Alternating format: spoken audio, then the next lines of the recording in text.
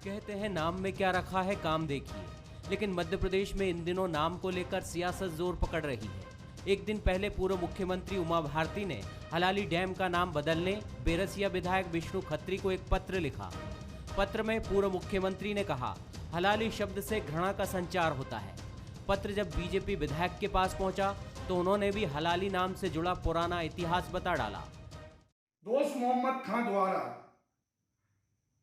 एक भोज आयोजित करके वहां तत्कालिक राजाओं को ईंट खेड़ी के पास बुलाकर जो कत्ल किया गया, उनके साथ विश्वासघात किया गया, उसकी याद दिलाता है।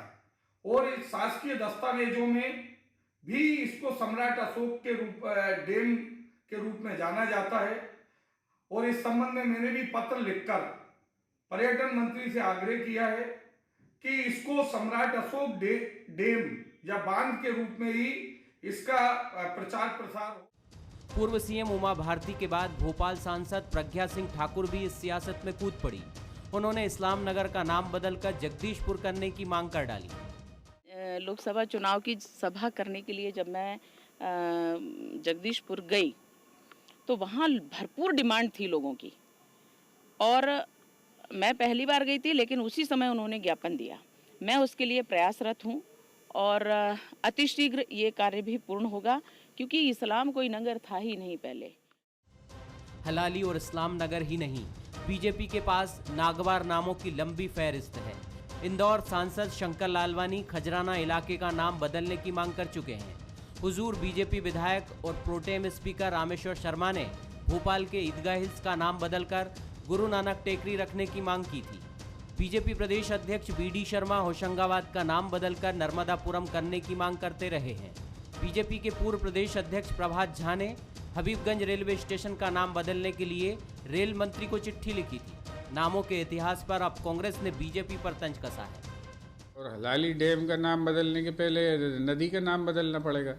तो वो जितनी ऐसी नदियां हैं जिनमें जो है थोड़े से दूसरी समाजों के उन्हें लगते हैं, पहले तो नदियों के नाम बदलें, और नदियों के नाम बदलने के बाद फिर जो है उनके बांधों के नाम बदलें, तब तो ये बात समझ में आती है। तो भारतीय जनता पार्टी में जो है एक तरह का कहना चाहिए कि ये जो मदमस्ती सत्ता के कारण फैली हुई है, उसके कारण जिसके मुंह में जो आ रहा वो दे रहा है बत्ती। प्रदेश में आने वाले दिनों में नगरीय निकाय चुनाव होना है। माना जा रहा है कि बीजेपी पुराने स्थानीय मुद्दों को उछालकर जनता का ध्यान खींचना चाहती है, लेकिन ऐसा भी नहीं है। एमपी में ही नहीं, महाराष्ट्र, उत्तर प्रदेश और कर्नाटक में भी नाम बदलने का मुद्दा सियासत के केंद्र में बना हुआ है। इन मांगों के बीच राजनीतिक गलियारों में सवाल यही गूंज रहा है, क्या बीजेपी अपने हिंदुत्व और राष्ट्रवाद के मुद्दों पर आगे बढ़ रही है?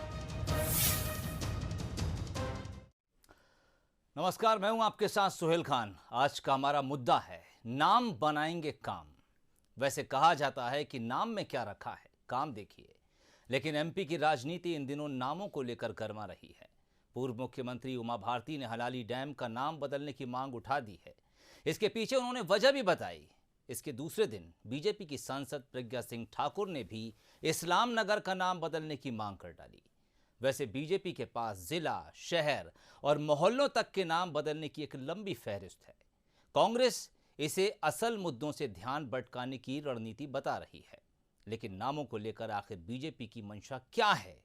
अगर बीजेपी की दलीलों में दम है तो कांग्रेस को आपत्ति क्यों है? क्या नागवार नाम सियासत का काम बनाने वाले हैं? इन तमाम सवालों पर आज हम बात करेंगे, और बातचीत के लिए जिन मेहमानों को आज हमने स्टूडियो में आमंत्रित किया है, आइए आपको उनसे मिलवा दें। प्रवीण नापित साहब, प्रवक्ता हैं बीजेपी के, बहुत स्वागत है नापित साहब आपका। योगेश यादव साहब इस वक्त हमारे साथ जुड़ गए हैं, आप प्रवक्ता हैं कांग्रेस के। योगेश साहब बहुत स्वागत है। और सुशील शर्मा साहब, वरिष्ठ पत्रकार, इस वक्त मेरे साथ स्टूडियो में मौजूद हैं। सुशील साहब आपका भी बहुत स्वागत है।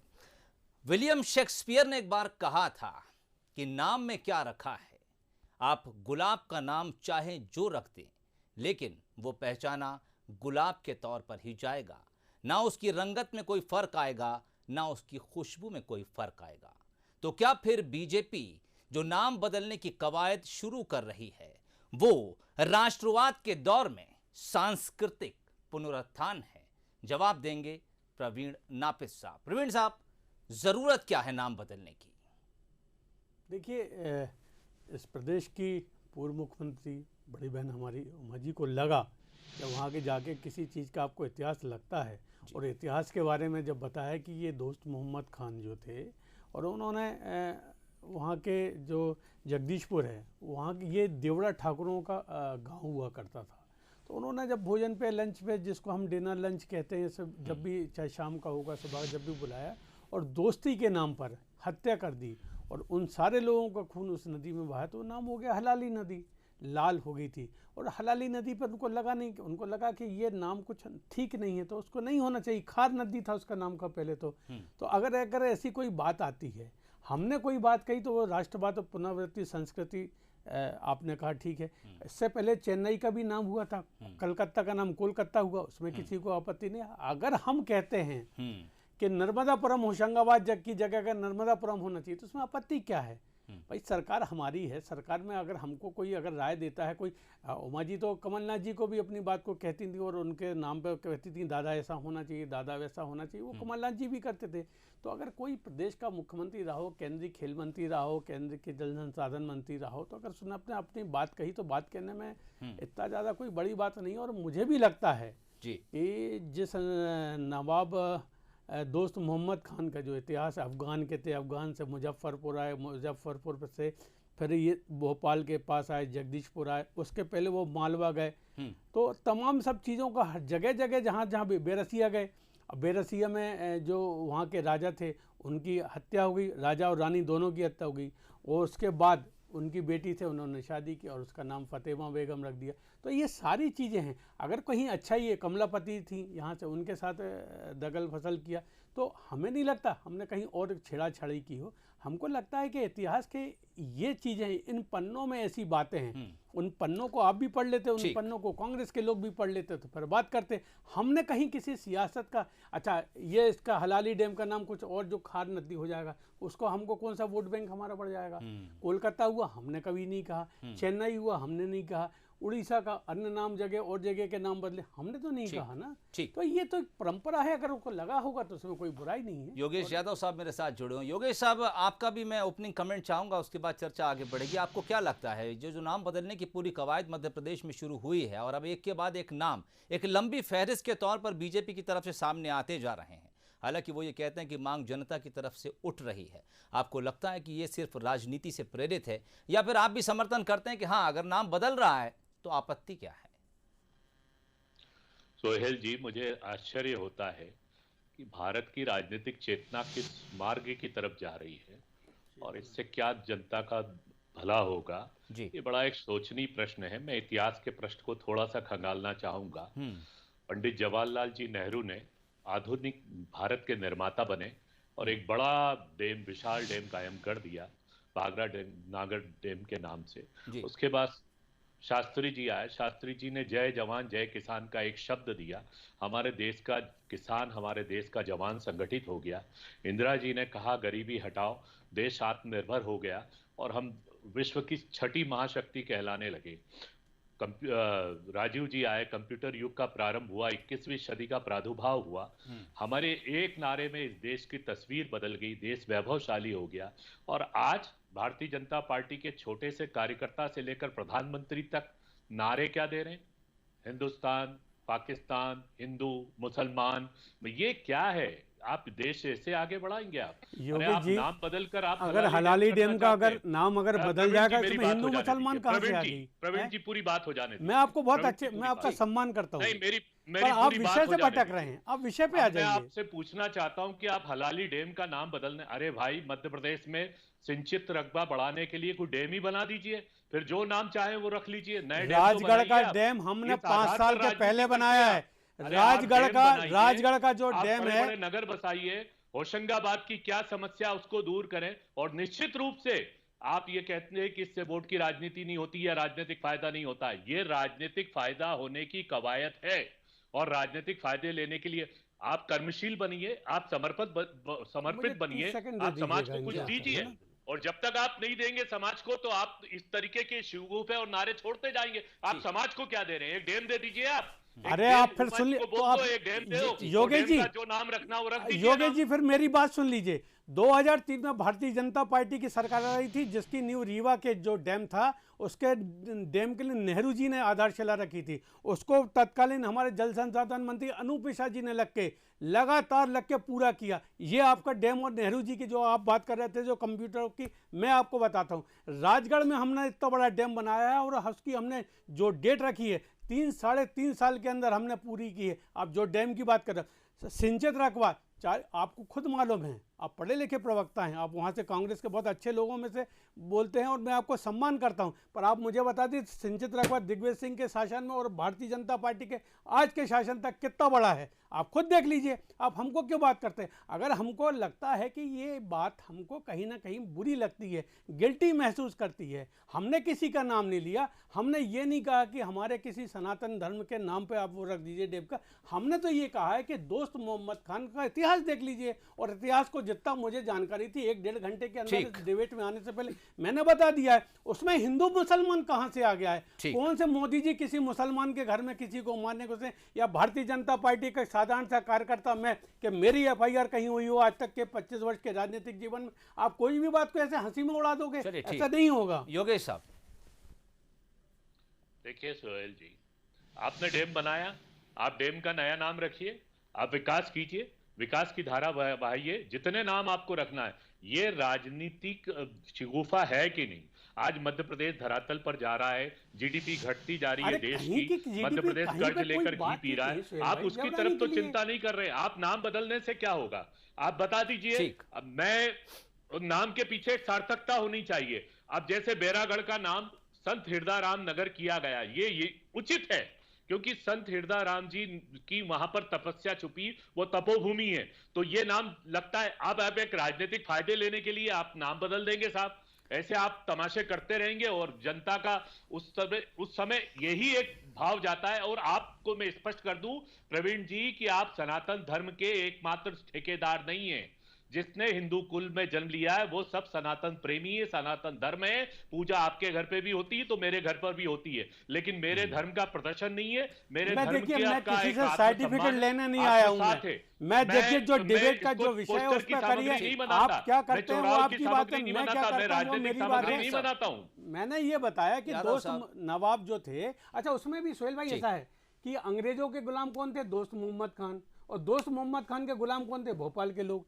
तो अब कैसे आप करोगे? और उनकी ये बात कर, एक छोटे से डैम पे जहाँ पर कोई ना तो बहुत बड़ी कोई शहरी है, ना बसाहट है, ना हमको वहाँ से क्या वोट बैंक से क्या लाभ? मैं लौटता हूँ, मैं आप दोनों मेहमानों के पास लौटता हूँ। इस वक्त मेरे साथ डैम से क्या लाभ? डैम में तो कोई जनता रहती नहीं है। सुशील शर्मा साहब मौजूद हैं, वरिष्ठ पत्रकार हैं। मुनव्वर राणा का एक शेर है सुशील साहब, दूध की नहर मुझसे नहीं निकलने वाली, नाम चाहे मेरा फरहाद भी रखा जाए। यानी बात वहीं घूम फिर कर फिर विलियम शेक्सपियर पे आती है कि नाम में क्या रखा है। आपका व्यू? नहीं सोहेल जी, नाम में तो बहुत कुछ रखा रहता है। देखिए, दो तरीके के नाम, जब किसी शहर का नाम बदला जाता है, किसी कस्बे का नाम बदला जाता है, दो कारण होते हैं। एक कारण योगेश जी ने गिना दिया, मैं उसको और आगे बढ़ाता हूँ। संत हिरदाराम नगर नाम किया गया बैरागढ़ का, किसी को कोई आपत्ति नहीं हुई। कोलार का नाम श्यामा प्रसाद मुखर्जी नगर रखा गया, किसी को कोई आपत्ति नहीं हुई। महू का नाम डॉक्टर अंबेडकर नगर रखा गया, कोई आपत्ति नहीं हुई। ऐसे नामकरण होते रहे हैं, होते रहेंगे, जिसमें कोई विवाद नहीं होगा, क्योंकि इसका कोई पॉलिटिकल माइलेज वैसा नहीं है। लेकिन जब आप इतिहास के आधार पर नाम बदलने की बात करेंगे, जब ये कह के नाम बदलने की बात करेंगे कि इसका पहले नाम क्या था और अब क्या हो गया और हमें वापस उसी तरफ जाना है, तब विवाद की शुरुआत होगी। और उसका वो सीधे सीधे राजनीति और वोट बैंक से जुड़ा हुआ मामला कहलाएगा। चाहे आप जगदीशपुर की बात कह लीजिए, चाहे हलाली डैम की बात कह लीजिए, चाहे होशंगाबाद की बात कह लीजिए, चाहे खजराना की बात कह लीजिए। दरअसल जो विचारधारा आज देश में काबिज है, केंद्र में और राज्यों में है, वो विचारधारा इस बात को मानती रही है कि सांस्कृतिक पुनरुत्थान या पुरानी वैभव, पुरानी विरासत जो है हमें वापस लौटानी, तो वो उस पर काम कर रहे हैं। पर एक जो सबसे बड़ा खटकने वाला सवाल ये है कि ये आज क्यों किया जा रहा है, ये उस समय क्यों नहीं किया गया जब 6 साल अटल बिहारी वाजपेयी की सरकार थी।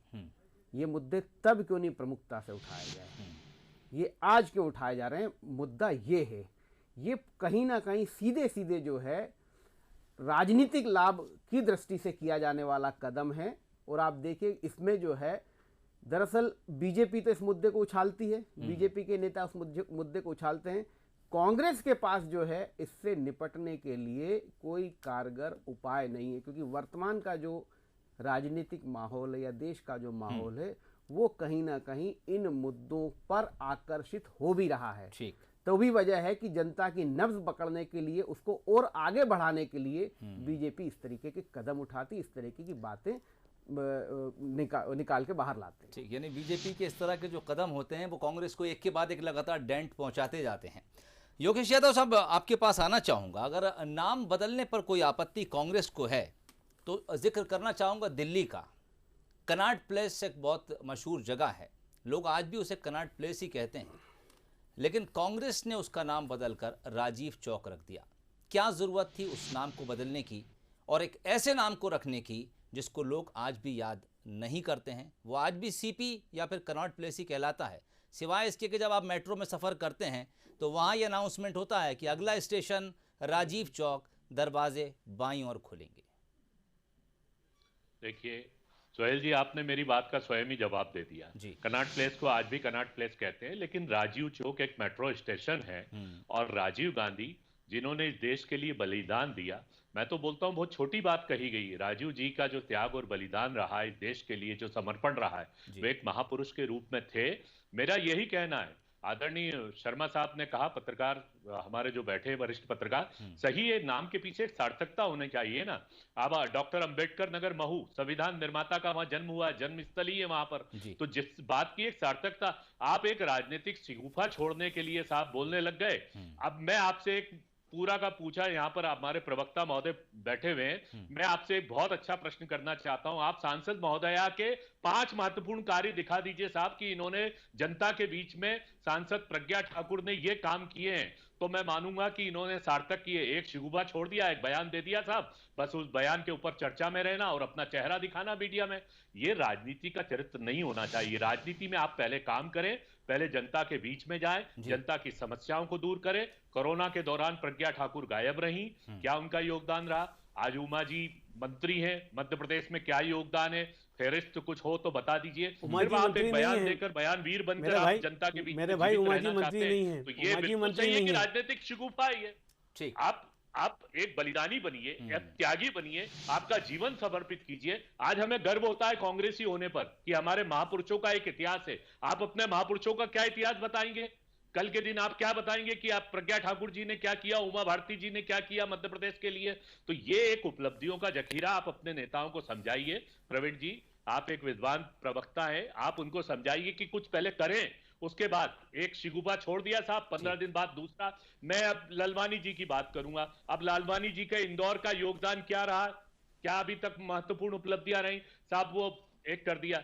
अरे खजराना गणेश को तो खजराना गणेश के नाम से ही जाना जाता है, पूरा नाम ही नहीं मालूम है आप लोगों को, खजराना गणेश ही कहा जाता है। और ये वर्षों से जब हमारा जन्म हुआ, जब से खजराना गणेश करते हैं। अब साहब आपने वहां पर एक सांप्रदायिकता का एक छोटा सा कंकड़ मार दिया ताकि उसकी लहरी बढ़ते जाए। इस तरीके की राजनीति सुचिता नहीं कहलाती है, राजनीतिक पवित्रता नहीं कहलाती है। राजनीति के मापदंड होते हैं समाज सेवा। प्रवीण साहब, थोड़ा बहुत मेरे बड़े भाई, थोड़ा सा मुझे भी धैर्य से सुन लो। आपने क्या दिया इस देश को? नेहरू नगर, गांधी नगर, इंदिरा नगर, राजीव नगर, पीसी नगर, इसी में आप खुश हो? यही बलिदान की कहानी है आपकी क्या? आपने शहरों के प्रियदर्शनी हॉस्पिटल सबके, ये नहीं कि एक ही परिवार के सारे, आप सरदार पटेल को भूल गए, आप वल्लभ सरदार पटेल को भूल गए, आप तमाम जितने थे वो कोई नहीं थे, सिर्फ एक ही आपके गांधी परिवार का था, नेहरू जी से लेके राजीव जी तक। राजीव जी की बड़ी वो योगदान है। वो उन्होंने कहा, मैं भी मेट्रो में बैठा तो मैंने देखा कि उन्होंने कहा चिल्लाया राजीव चौक, तो मैं भी थोड़ा सा हतप्रभ हो गया कि ये राजीव चौक, तो उसमें वही बोलते हैं वहाँ की कनॉट प्लेस। अच्छा आप ये बता दीजिए, आपने उस समय जब चेन्नई हो रहा था नाम, तब तो केंद्र में आप ही की सरकार थी, कोलकाता हुआ था तब आपकी सरकार थी, आपने क्यों किया? आपने विरोध क्यों नहीं किया है? उड़ीसा को ओडिशा हुआ, आपने क्यों नहीं कहा विरोध किया? भारतीय जनता पार्टी का कार्यकर्ता अगर कहीं भी बोलता, बड़ी तकलीफ होती है, बड़ी तकलीफ होती है। संचित रकवा की जो आप बात कर रहे थे, डेमो की बात कर रहे थे, मैं आपको बता दूं बड़ी विनम्रता के साथ, अगर आप कल मुझे चाय पे बुलाएंगे तो मैं सारे दस्तावेज लेके आऊँगा कि पहले 2003 के पहले आपका रकबा क्या था और आज का रकबा क्या है। फिर 1.5 साल की आपकी सरकार आई जो झूठ बोल के आई कि हम इनको ब्याज माफ़ करेंगे, लाल पीले हरे दस्तावेज सारे आपने भरवा लिए, उसके बाद कुछ नहीं हुआ। आप ही के कार्यकर्ता, आप ही के लोग जाके पार्टी छोड़ के हमारे तरह आ गए। तो ऐसी बात नहीं है। हमने जो कह दिया, हबीबगंज का नाम पहले सिंधिया जी के कांग्रेस की सरकार थी, सब लोग चाहते थे कि माधवराव सिंधिया होना चाहिए, माधवराव सिंधिया। अगर अब हम कल के दिन कर देंगे तो अभी आपको पेट का दर्द होगा। तो ऐसा नहीं है, आपने ऐसा कुछ भी नहीं किया। अच्छा, इलाहाबाद की जगह प्रयाग तो दुनिया कहता है, आप कहते हो कि सर आप ठेकेदार हैं। हम कभी ठेकेदार, मैं तो बहुत छोटे से परिवार का व्यक्ति हूँ, मैं कहाँ से ठेकेदार हूँ? ना PWD का ठेकेदार, ना समाज का ठेकेदार। तो ठेकेदारी प्रथा आपके यहाँ है और आप रखें। जैसे आपके यहाँ ये कमलनाथ जी के हैं, ये दिग्विजय सिंह के, ये ठेकेदारी प्रथा आपके यहाँ, हमारे यहाँ नहीं है। हमारे यहाँ तो झंडा एक और डंडा एक, भारतीय जनता पार्टी। ठीक, सुशील शर्मा साहब आपके पास आना चाहूँगा। दरअसल अगर हम स्वतंत्र भारत की बात करें तो नाम बदलने का इतिहास बहुत पुराना है। 1950 से शायद शुरुआत होती है, जब पूर्वी पंजाब का नाम बदलकर पंजाब रखा गया। उसके बाद हैदराबाद, फिर मध्य भारत से मध्य प्रदेश हो गया, और अब वो सिलसिला अगर हम 2021 तक भी आएँ तो लगातार कंटिन्यू है। लेकिन सुशील साहब, राजनीतिक गलियारों में जो बात होती है और जो एक्सपर्ट्स इसका निचोड़ निकालते हैं वो यही कि ज़्यादातर बदलाव जो हैं वो राजनीतिक कारणों से होते हैं, या उसके पीछे राजनीतिक कारण ज़्यादा काम करते हैं, और जो तर्क है वो इतिहास को दुरुस्त करने का दिया जाता है। मेरा सवाल आपसे ये है कि क्या सरकारें कम समय में ज़्यादा सुर्खियां बटोरने के लिए नाम बदलने की राजनीति करती हैं, या फिर उनका असल मकसद ये भी होता है कि गंभीर विषयों से आप जनता को दूर कर दीजिए? नहीं, देखिए, जो बाकी विषय चलते हैं वो तो चलते ही हैं, ऐसा नहीं है कि बाकी विषय दूर हो जाते हैं, लेकिन राजनीति का एक ये भी हिस्सा है। देखिए, आप नाम बदलने की, आप देखिए अंग्रेजों के द्वारा रखे गए जो भी नाम हैं उनको बदलते हैं तो किसी को आपत्ति नहीं होती, कांग्रेस को भी आपत्ति नहीं होती है। किंग्सवे था, वो राजपथ हो गया, कोई आपत्ति नहीं होती है। रेसकोर्स रोड का नाम बदल गया, हाँ, वो बदल गए तो उसमें नहीं आपत्ति। लेकिन जब इसके और पीछे हम जाते हैं तो उसमें आपत्तियां आना शुरू होती हैं। तो वहाँ पर मुझे लगता है कि देखिए, जैसे अगर आप ये भी बात कहें कि आज की परिस्थिति में हम देखें तो स्वाभाविक है कि बीजेपी को पसंद करने वाला वर्ग कांग्रेस को पसंद करने वाले वर्ग से ज़्यादा है, और उस वर्ग को लगातार बनाए रखने, क्योंकि राजनीति में किस तरीके से बीजेपी आई है और किस तरीके से वो 2 सीटों से आज यहाँ 303 सीटों तक अपने दम पर सरकार बनाई है, तो उसके पीछे की वजहों को भी आपको देखना होगा। उन्हीं वजहों में से एक वजह ये भी है, जनता के बीच में उस ऐतिहासिक जो पृष्ठभूमि है उसको लेकर बार बार खंगालते रहना, उसको सुधारने की बात कहते रहना। अगर जनता पसंद नहीं कर रही होती तो जनता इनको बेदखल भी कर देती। बीजेपी इस बात को थोड़ा ज़्यादा बेहतर समझती। कांग्रेस को अपना स्टैंड बदलना चाहिए, या किस तरीके से इस चीज़ का मुकाबला करे, इसको किस तरीके से इसका जो है विरोध करे, इस पे कांग्रेस को चिंतन करना होगा। क्योंकि जब कांग्रेस ये वाली बात कहती है तो कहीं ना कहीं लोगों को ये लगता है कि जो ऐतिहासिक जो उस समय की जो परिस्थितियां थी जिस कारण ये नाम बदले गए, जो भी सामने आता है, तो उसको नकारने की जो है कांग्रेस के ऊपर जो है एक थोड़ा सा तुष्टीकरण का भाव जनता के बीच में आता है। लेकिन योगेश यादव जी बहुत अच्छी तरीके से उसका पक्ष रख, लेकिन इसको और बेहतर तरीके से करना होगा। क्योंकि देखिए, भारत में जनता के बीच में आपको भी जगह बना के रखनी है, जनता के बीच में बीजेपी को भी जगह बना के रखनी है। बीजेपी का स्टैंड बिल्कुल क्लियर है कि वो बहुसंख्यकवाद की तरफ ही जाएगी। कांग्रेस को क्या करना है, उस बहुसंख्यकवाद में अपना स्थान कैसे बनाना है, इस पर भी विचार करना होगा। अन्यथा इन नाम आज नहीं बदलेगा, कल नहीं बदलेगा। इन नेताओं के कहने भर से नाम नहीं बदल रहा है। एक नाम बदलने का बड़ा प्रोसेस है। संत हरदाराम नगर का हमने देखा है कितना लंबा समय लगा था। अगर वहां पर रेलवे स्टेशन है, आर्मी एरिया है, तो बदलना बहुत ज्यादा दिक्कत वाला काम होता है। तमाम जगहों पर नाम बदला जाता है। फिर भी सरकार की इच्छा शक्ति पर निर्भर करता है कि वो कितनी तेजी से काम करे। लेकिन ऐसे मुद्दों का मुकाबला करने के लिए कांग्रेस को एक रणनीति बनानी पड़ेगी। ठीक, ये कोई गली मोहल्लों के नाम नहीं है कि आपके महापौर ने सैंक्शन किया और नाम बदल गया। दरअसल आप शहरों और राज्यों के नाम जब बदलने की कोशिश करेंगे तो जैसा सुशील साहब करते, लंबी प्रोसेस है, केंद्र तक जाएगी और शायद राष्ट्रपति तक जाएगी। ठीक, बहुत शुक्रिया आप तमाम मेहमानों का। तो जैसा कि हमारे एक्सपर्ट कमेंट के तौर पर सुशील शर्मा साहब ने कहा कि मुद्दा दरअसल इतना बड़ा नहीं है, लेकिन जब वो राजनीति का एक पहनावा या आवरण ओढ़ता है तो फिर वो अपने आप में एक बड़ा मुद्दा बनता चला जाता है। बीजेपी इसे बेहतर तरीके से लेकर चल रही है, लेकिन कांग्रेस को कैसे डिफेंड करना है, ये कांग्रेस को बेहतर तरीके से रणनीति बनानी होगी। आप तीनों मेहमानों का बहुत शुक्रिया। आज का मुद्दा में इतना ही, इजाजत दीजिए, नमस्कार।